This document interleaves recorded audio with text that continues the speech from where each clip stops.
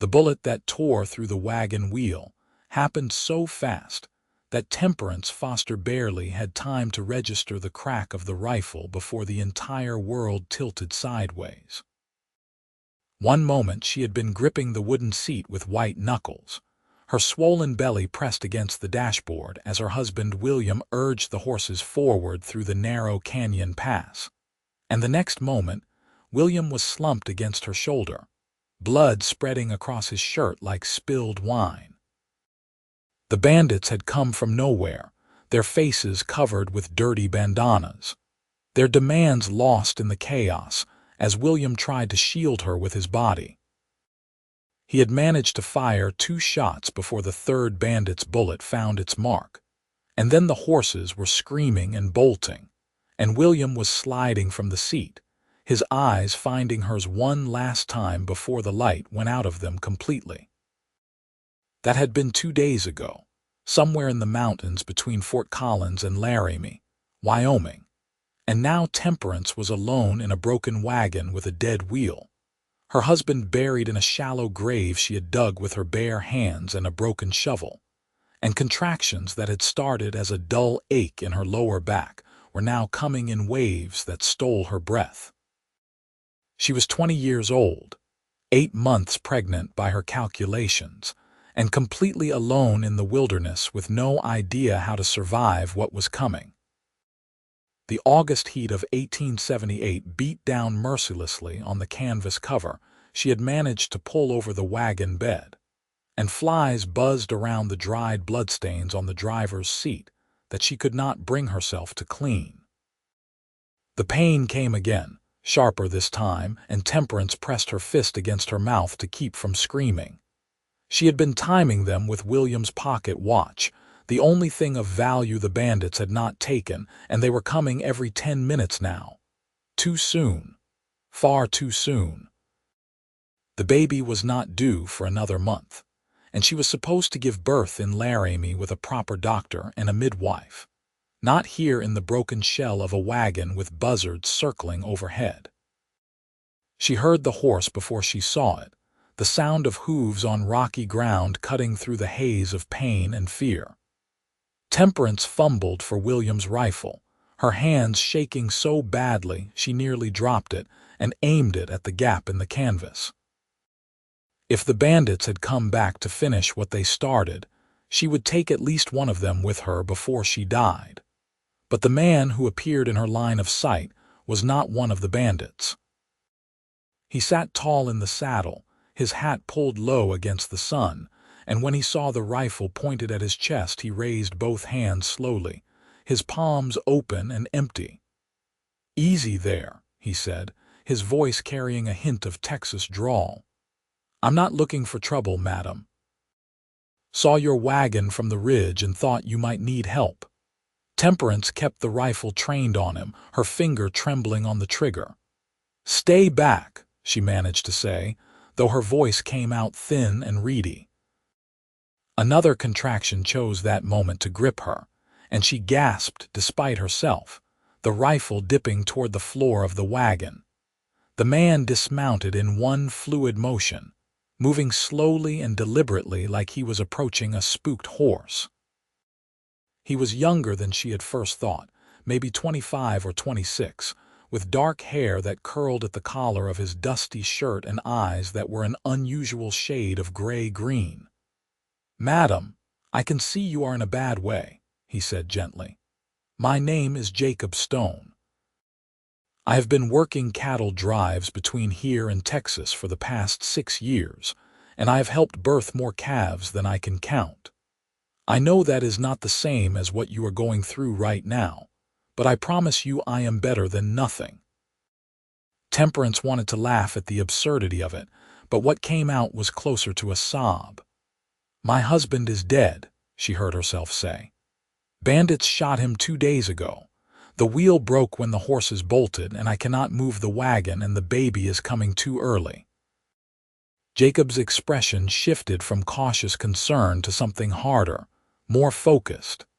He secured his horse to a scrub pine and approached the back of the wagon, keeping his movements slow and non-threatening. When he climbed up and got a good look at her, she saw his jaw tighten.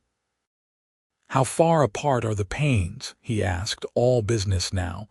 10 minutes, she whispered. "Maybe less." He looked at the position of the sun, already starting its slow descent toward the western horizon, and then back at her. "All right, we have some time, but not much. First thing we need to do is make you more comfortable and get some water heating. Do you have any clean cloth?" Temperance pointed to her trunk, the one the bandits had rifled through and left scattered across the wagon bed. Jacob moved quickly, gathering up the scattered contents and finding several petticoats and a clean nightgown. He climbed down from the wagon and returned a few minutes later with his canteen, a tin pot from his saddlebag, and an armful of dry wood. "I am going to build a fire just outside," he explained. "And then I am going to check that wheel and see if there is any way to make this wagon more stable. You just focus on breathing through the pains when they come. Can you do that for me?" She nodded, not trusting herself to speak. Jacob worked with the kind of quiet efficiency that spoke of years spent on the trail, and within 20 minutes he had a small fire going and water starting to heat in the pot. The wagon lurched suddenly as he examined the broken wheel, and Temperance cried out more from surprise than pain. "Sorry," Jacob called up. "The axle is cracked, but it is holding. I am going to brace it with some rocks so the wagon does not shift anymore." Another contraction came, stronger than the last, and this time Temperance could not hold back the moan that escaped her lips. She heard Jacob climb back into the wagon, and then his hand was on her shoulder, steady and warm. "That is it," he said quietly. "Do not fight it. Just breathe through it." The pain peaked and then slowly receded, leaving her gasping and sweating in the stifling heat of the covered wagon. Jacob used a damp cloth to wipe her face, his touch surprisingly gentle for someone with such calloused hands. "When is the last time you had water?" he asked. "I do not know," she admitted. "This morning, maybe." He held the canteen to her lips, supporting her head while she drank. The water was warm and tasted of metal, but it was the most wonderful thing she had ever experienced. "Small sips," he instructed. "We need to make it last." As the afternoon wore on, the contractions came closer together, and Temperance found herself clinging to Jacob's hand during the worst of them. He never pulled away, never showed any sign of discomfort, just kept up a steady stream of quiet encouragement that became her anchor in the storm of pain. He told her about growing up on a small ranch in Texas, about losing his own mother when he was 12, and helping his father raise his 3 younger sisters. He told her about the cattle drives, about sleeping under the stars and eating beans from a tin pot, about the time a stampede nearly killed him, and he woke up 3 days later in a lined shack with a busted leg and a splitting headache. "Why are you alone?" she asked during a brief respite between contractions. "Most cowboys travel in groups." Jacob's expression clouded slightly. "I was with a drive heading to Cheyenne," he said, "but my horse threw a shoe about 10 miles back and I fell behind to fix it. I was trying to catch up when I saw your wagon." He paused, studying her face. "Looks like I was meant to find you." Another contraction hit, harder and longer than before, and Temperance screamed despite her best efforts to stay quiet. Jacob positioned himself at the foot of the wagon bed, his face grim but determined. "I need to check how far along you are," he said. "I know this is not proper and I am sorry, but I need to know if the baby is coming soon." She was beyond caring about propriety. She nodded her consent, and Jacob examined her with as much professionalism as any doctor. His face when he looked up told her everything she needed to know. "The baby is coming tonight," he said flatly. "Maybe sooner." The sun set in a blaze of orange and purple, and the temperature in the wagon dropped from stifling to merely uncomfortable. Jacob lit a lantern and hung it from one of the wagon bows, casting everything in a warm, golden glow. He had spread out clean petticoats on the wagon bed and positioned Temperance as comfortably as possible, propped up against her trunk with William's coat folded under her back. The contractions were coming every few minutes now, each one lasting longer and hurting more than the last. Temperance had long since stopped trying to be brave or quiet. She screamed when she needed to scream, cried when she needed to cry, and held on to Jacob like he was the only solid thing in a world that had turned liquid and uncertain. "I cannot do this," she sobbed after a particularly brutal contraction left her shaking and exhausted. "I cannot. It hurts too much." Jacob moved closer, his face inches from hers, and when he spoke his voice was firm and unyielding. "Yes, you can. You have survived bandits and death, and 2 days alone in the wilderness. You are the strongest person I have ever met, Temperance Foster, and you are going to meet your baby tonight. Do you hear me?" She wanted to believe him. She wanted to believe that she was strong enough, brave enough, capable enough to do this impossible thing. Another contraction came, and this time she felt something different, a pressure low in her pelvis that made her cry out in alarm. "I need to push," she gasped. "Jacob, I need to push." He positioned himself quickly, his hands steady despite the wild beating of his heart that she could see in the pulse at his throat. "All right," he said. "When the next pain comes, you push as hard as you can. I have got you, I have got both of you." The next hour was a blur of pain and effort, and Jacob's voice cutting through it all, telling her she was doing great, telling her he could see the head, telling her just one more push. Temperance bore down with everything she had, her entire world narrowing to this moment, this singular purpose. And then suddenly, there was a release of pressure, and Jacob was lifting something small and slippery and absolutely perfect into his arms. For one terrible moment, there was silence. Temperance's heart stopped, her breath caught in her throat, and then the baby let out a thin, reedy wail that was the most beautiful sound she had ever heard. "It is a girl," Jacob said, his voice rough with emotion. "You have a daughter." He cleaned the baby quickly with warm water and wrapped her in a clean petticoat, then placed her on Temperance's chest. The baby was tiny, so small she could fit in the circle of Temperance's arms, with a shock of dark hair and eyes that were still trying to focus. She had William's nose, Temperance thought with a pang, and her mother's stubborn chin. "Hello, little one," she whispered, tears streaming down her face. "I am your mama. I have got you." Jacob dealt with the aftermath of birth with the same quiet efficiency he had shown throughout. And then he sat back on his heels, his shirt soaked with sweat and blood, and just watched the two of them with an expression Temperance could not quite read. The sky outside was starting to lighten, the deep black of night giving way to the gray-blue of pre-dawn, and Temperance realized with a start that the baby had been born right at the edge of sunrise. "I do not know how to thank you," she said softly, looking up at Jacob. "You saved both our lives tonight." Jacob shook his head slowly. "You saved your own life," he corrected. "I just helped a little." He hesitated, then added, "What will you do now? You cannot stay here with a newborn."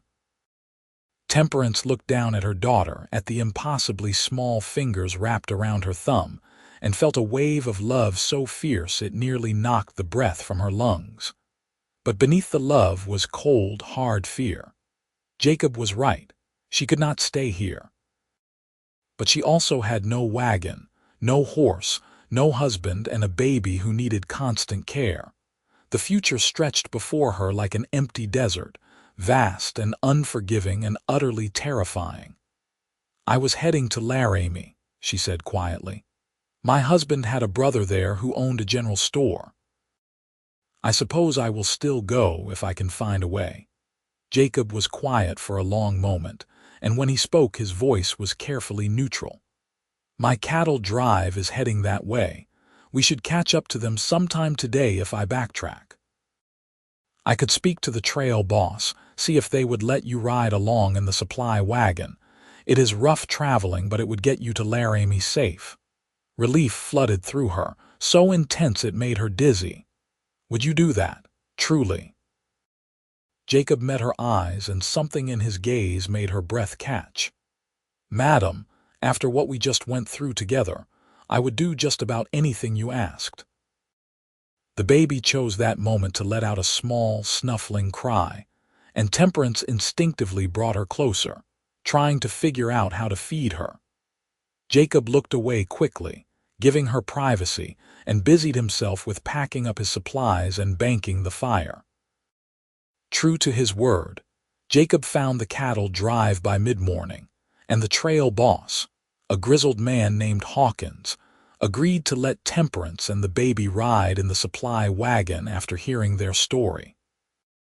The cook, a Mexican man with kind eyes named Esteban, cleared out a space among the flour sacks and dried beans and made a comfortable nest with blankets. Jacob rode alongside the wagon for the next 4 days as they made their way slowly toward Laramie, checking on Temperance and the baby during every stop, bringing her water and dried beef, and once, miraculously, a handful of wild blackberries that stained the baby's tiny mouth purple when Temperance ate them. They talked during those stops, sharing stories and slowly building something that felt like friendship, but carried an undercurrent of something more. Temperance learned that Jacob had never been married, had never really stopped moving long enough to think about settling down. Jacob learned that Temperance had married William more out of necessity than love, that her parents had died of cholera the previous year, and left her with nothing but debts and an uncertain future.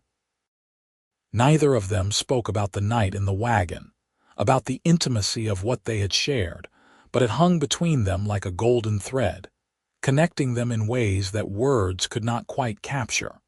The baby thrived despite the rough conditions, nursing eagerly and sleeping in fits and starts.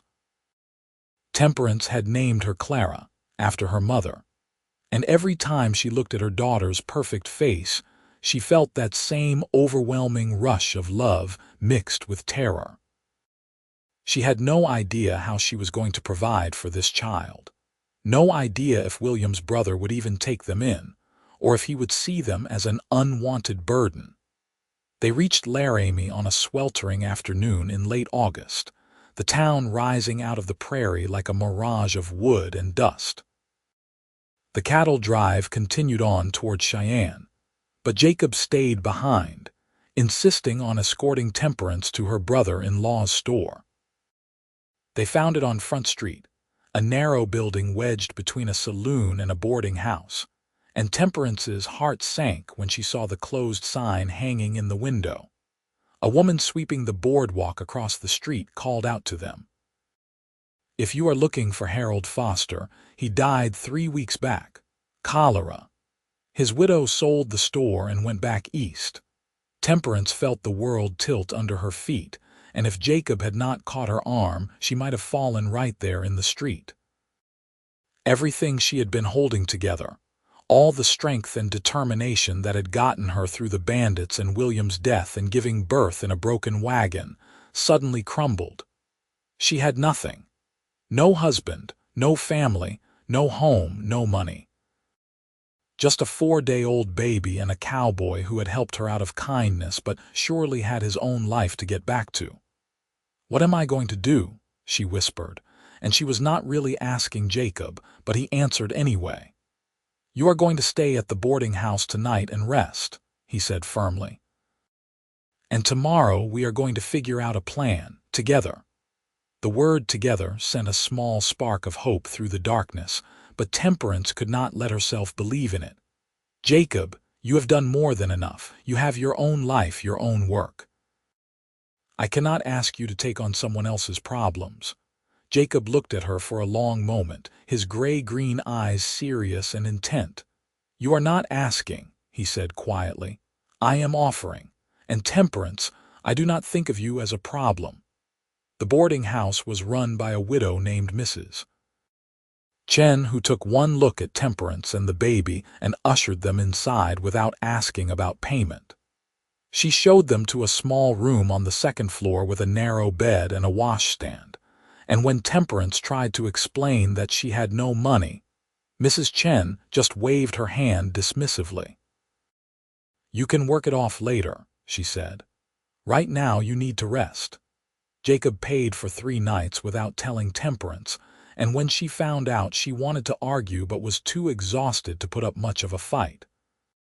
Instead, she just looked at him, this man who had appeared in her life like an answer to a prayer she had not known how to say, and felt something shift in her chest that had nothing to do with gratitude, and everything to do with the way his eyes softened when he looked at Clara sleeping in her arms. Over the next few days, Jacob proved that his promise to help had not been empty words. He found work at the stockyards loading cattle cars onto the railroad, hard physical labor that paid decent wages, and he used that money to buy Temperance and Clara what they needed: diapers made from flour sacks, a proper blanket, soap, food. He came by the boarding house every evening after work, his clothes dusty and his face tired, but he always had time to sit with Temperance on the front porch and talk while Clara dozed between them. It was during one of those evening conversations that Temperance finally asked the question that had been weighing on her. "Why are you doing this, Jacob? I am grateful, more grateful than I can ever express, but I do not understand why you are staying. You could be in Cheyenne by now, back with the other cowboys, living your life." Jacob was quiet for a long time, watching the sun set over the prairie in streaks of gold and crimson. When he finally spoke, his voice was low and careful, like he was testing out words he had never said before. "The night Clara was born, something changed for me. I have spent the last 6 years running from one place to another, never staying anywhere long enough to put down roots, telling myself I was free. But watching you bring that little girl into the world, seeing how strong you were, how brave, it made me realize that I was not free at all. I was just lonely." He turned to look at her then, and the vulnerability in his eyes took her breath away. "I am staying because, for the first time in my life, I do not want to run. I am staying because when I think about the future, I want you and Clara in it." Temperance felt tears prick her eyes. She had loved William in her own way, but it had been a quiet, practical love, the kind born of necessity and companionship. What she felt building between her and Jacob was something entirely different, something that made her heart race and her stomach flip, and her entire body feel like it was waking up after a long sleep. "I want that too," she admitted, her voice barely above a whisper. "But Jacob, it has only been 2 weeks since William died. I'm not sure what I am supposed to feel or when I am allowed to feel it." Jacob reached over and took her hand, his palm rough and warm against hers. "There are no rules for grief," he said gently. "You feel what you feel when you feel it, and nobody has the right to judge you for that. I am not asking you to decide anything right now. I am just asking for the chance to be here, to help you build a life, to see where this goes." Clara stirred and let out a small cry, and Temperance lifted her to her shoulder, rubbing her back gently until she settled. Jacob watched them with such open tenderness that Temperance felt her last defenses crumble. This man had delivered her baby, had saved both their lives, had stayed when he could have left, and was asking for nothing more than the chance to be part of their future. How could she say no to that? How could she deny what her heart was already telling her was true? "All right," she said, meeting his eyes. "Let us see where this goes." Over the following weeks and months, they built something together that felt like the beginnings of a real life. Mrs. Chen offered Temperance a permanent position at the boarding house, helping with cooking and cleaning in exchange for room and board. It was hard work, made harder by caring for an infant, but Temperance found she did not mind. Clara was a good baby, quick to smile and slow to cry, and the other residents of the boarding house doted on her like she was their own grandchild. Jacob continued working at the stockyards and started picking up extra jobs around town, saving every penny he could. He and Temperance fell into a routine of evening meals together, often at the boarding house with Mrs. Chen and the other residents, and long walks through town with Clara bundled in a sling that Temperance had fashioned from an old shawl.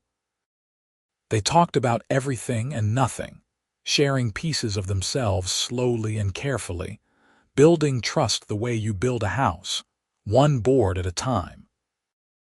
The first time Jacob kissed her was on a cool October evening, standing on the front porch of the boarding house with Clara asleep upstairs, and the stars beginning to emerge overhead.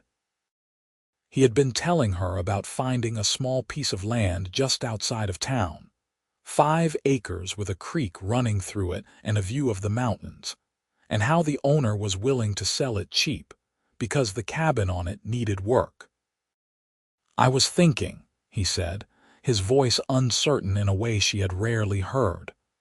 "If you wanted to, if you thought it was the right time, maybe we could fix up that cabin together, make it into something good." Temperance understood what he was really asking, and her answer came easier than she expected. "I would like that," she said simply. Jacob smiled, that rare full smile that transformed his whole face, and then he was leaning down and she was rising up on her toes, and their lips met in a kiss that was sweet and gentle and full of promise. When they broke apart, both of them were breathing hard, and Temperance felt like she could float right off the porch and into the starry sky. "I love you," Jacob said, the words coming out rough and urgent. "I know it might be too soon to say it, but I do. I love you and I love Clara, and I want to spend the rest of my life proving that to you." Temperance felt tears stream down her face, but they were happy tears this time. "I love you too," she whispered back. "I think I have loved you since that night in the wagon when you told me I was strong enough to do the impossible." They were married in November in a small ceremony at the church on 2nd Street, with Mrs. Chen and Esteban standing as witnesses and Clara gurgling happily in Mrs. Chen's arms. Temperance wore a simple blue dress that Mrs. Chen had helped her sew, and Jacob wore his best shirt and pants, his hair still damp from where he had washed up at the pump behind the boarding house. The minister was a kind man who did not ask too many questions about the circumstances of their meeting, and when he pronounced them husband and wife, Jacob kissed her with such joy that several people in the congregation burst into applause. They moved into the cabin the following week, and Jacob spent the winter months fixing it up between his shifts at the stockyards. He patched the roof, replaced rotting floorboards, built a proper bed frame and a cradle for Clara, and installed a new wood stove that kept the small space warm even during the coldest nights. Temperance made curtains from flour sacks and planted herb boxes in the windows, and slowly the cabin transformed from a neglected shack into a real home. Clara took her first steps in the spring of 1879, toddling across the cabin floor into Jacob's waiting arms while Temperance watched with her heart in her throat. Jacob swung Clara up into the air and she shrieked with laughter, and Temperance thought about how different this was from what she had imagined her life would be. She had thought she would raise this baby alone, struggling and scared, and instead she had found a partner who loved Clara as fiercely as if she were his own blood. That summer, Jacob quit his job at the stockyards and used his savings to buy 6 head of cattle and a small flock of chickens. It was not much, but it was a start, the foundation of something they could build on. He worked from sunrise to sunset, mending fences and clearing land and learning as he went, and Temperance worked beside him whenever she could, with Clara strapped to her back or playing in the shade of the porch. On warm evenings, they would sit together on the steps of their cabin and watch the sun set over their land, Clara between them growing bigger and more curious every day. Temperance would lean her head on Jacob's shoulder and think about the journey that had brought her here, about the bandits and the broken wagon, and the moment she thought her life was over. She thought about how Jacob had appeared like a guardian angel in her darkest hour, how he had delivered her daughter at sunrise and stayed to help her build a life she had never dared to dream of. "You ever regret it?" she asked one evening, watching Clara chase a butterfly through the tall grass. "Giving up the cowboy life to settle down here?" Jacob pulled her closer, pressing a kiss to the top of her head. "Not for a single second," he said firmly. "I spent years wandering, Temperance, and I was never as happy as I am right here with you and Clara. This is where I am supposed to be." In the fall of 1880, Temperance discovered she was pregnant again. The news filled her with a complex mix of emotions: joy at the prospect of another baby, but also fear remembering how Clara had been born. Jacob must have seen it in her face because he took both her hands in his and looked at her seriously. "This time will be different," he promised. "This time you will have a real doctor and a real bed, and I will be right beside you the whole time. You are not alone anymore, Temperance. You will never be alone again." And he was right. When their son was born the following spring in their cabin, with a doctor from town attending and Jacob holding her hand through every contraction, it was still hard and painful, but it was nothing like the terror of that night in the wagon. Jacob cried when he held his son for the first time, actual tears streaming down his face, and Temperance understood because she was crying too.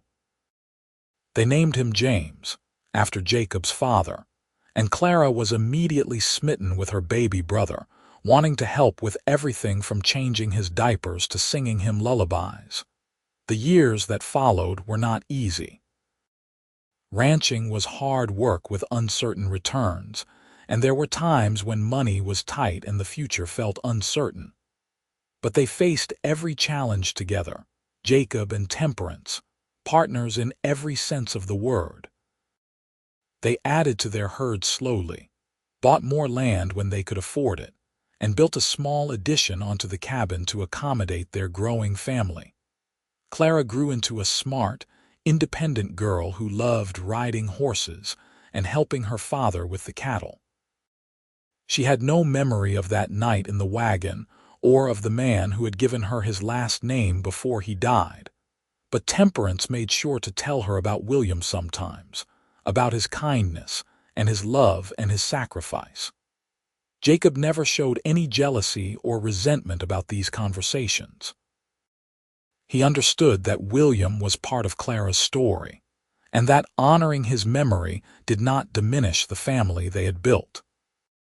James grew up with his father's steady nature and his mother's determination, and by the time he was 5, he was following Jacob everywhere, mimicking his walk and his speech patterns and his careful way of working. They added 2 more children to the family over the years, another son named Joseph and a daughter named Lily, and the cabin became a place of constant noise and motion and life.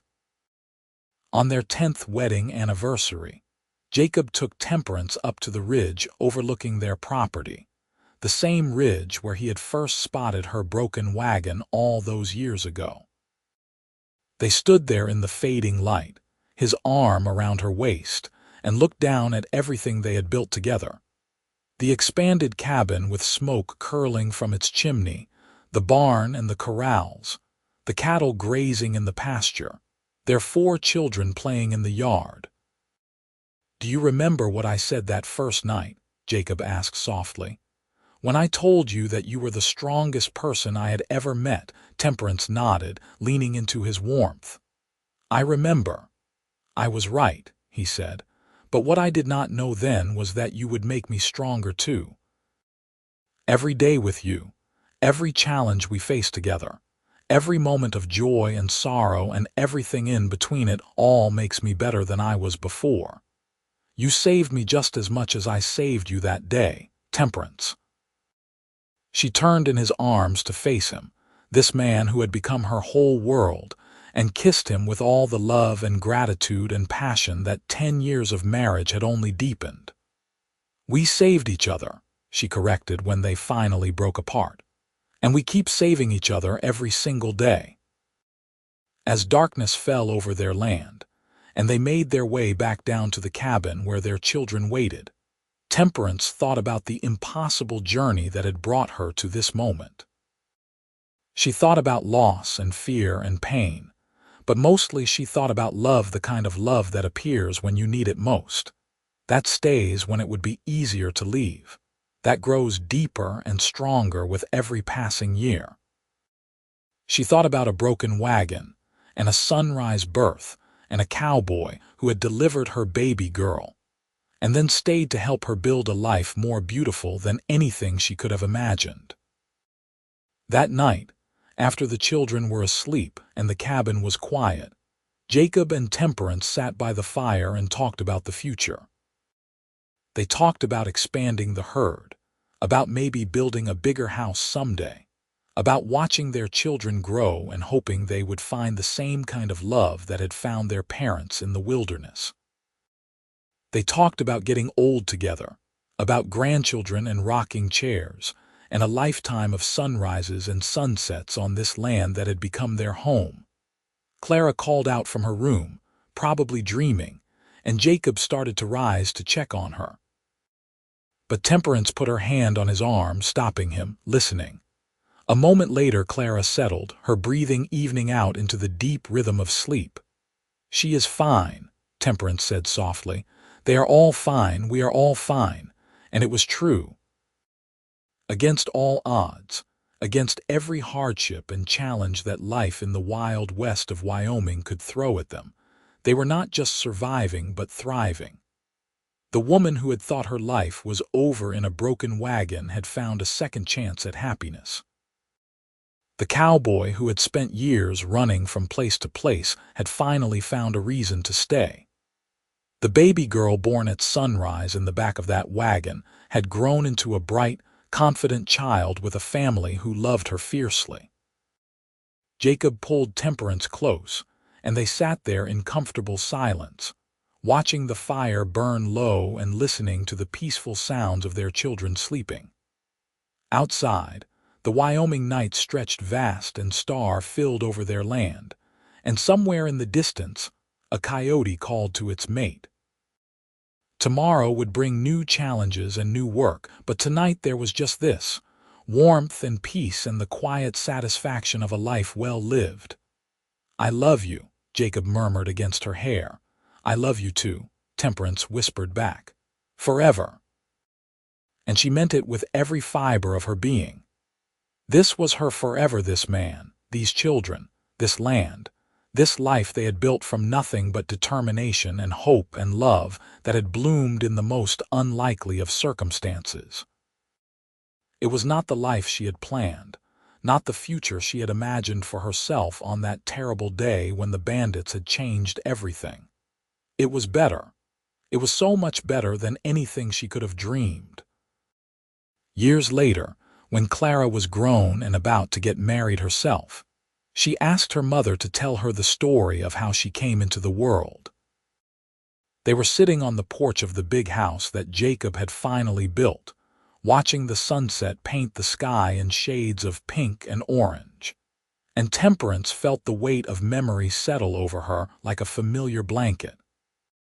She told Clara everything about William and the bandits, about being alone and terrified in that broken wagon, about the cowboy who had appeared like a miracle and talked her through the hardest night of her life.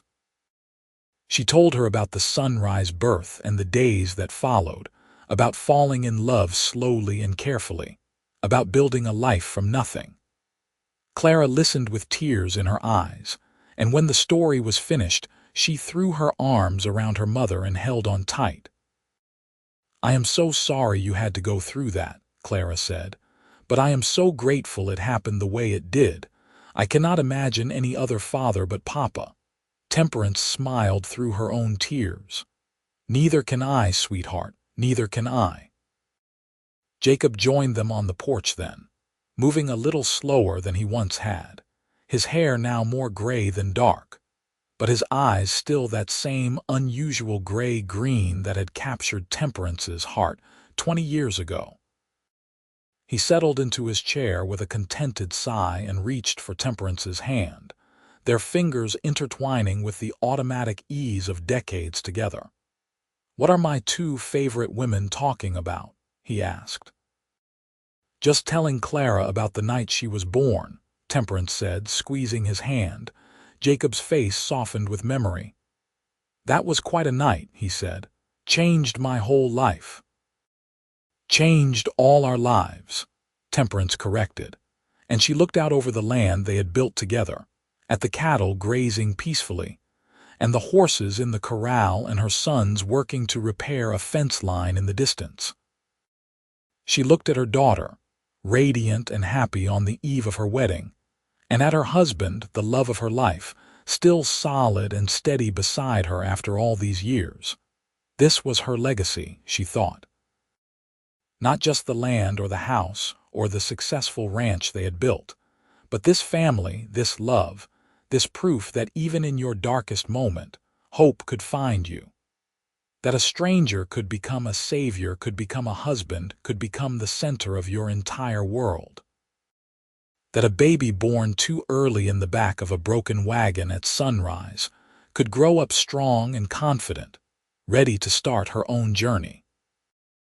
The sun set completely, stars beginning to emerge in the darkening sky, and the Stone family sat together in comfortable silence, bound by love and history, and the knowledge that whatever challenges tomorrow brought, they would face them together.